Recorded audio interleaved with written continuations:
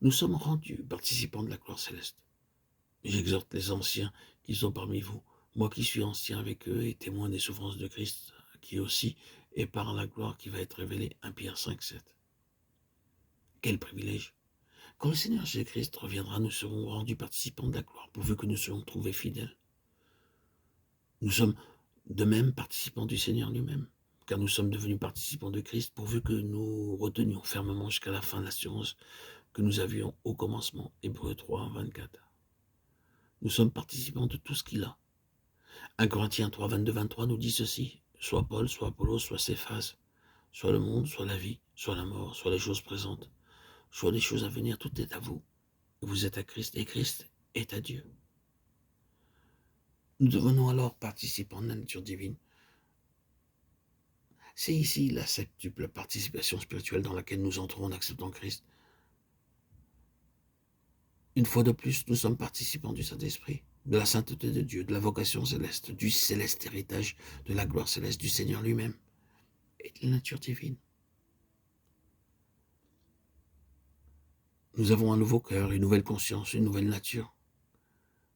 Et il nous est donné une nouvelle sagesse. Or, c'est par lui que vous êtes en Jésus-Christ, lequel par Dieu, a été fait pour nous, sagesse et justice, et sanctification, et rédemption. 1 Corinthiens 1, 3. Il nous a donné une sagesse céleste pour comprendre des mystères célestes. Supposons que vous vouliez apprendre l'agriculture. Vous devez alors devenir fermier. Et si vous voulez savoir comment guérir le corps, vous devez devenir médecin.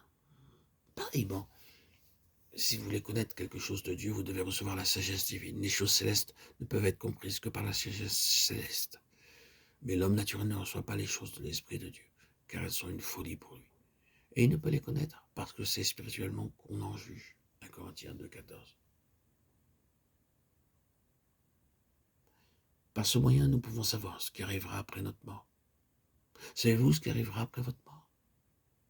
Nous comprenons que le monde finira, mais avant que cela ait lieu, le Seigneur viendra et jugera toutes les nations. Nous savons que Dieu amènera à l'existence une nouvelle création. Tous ces mystères sont révélés par la sagesse divine. Nous aussi, nous trouvons la volonté de Dieu par la sagesse divine. Nous jouissons de la Bible par le même moyen.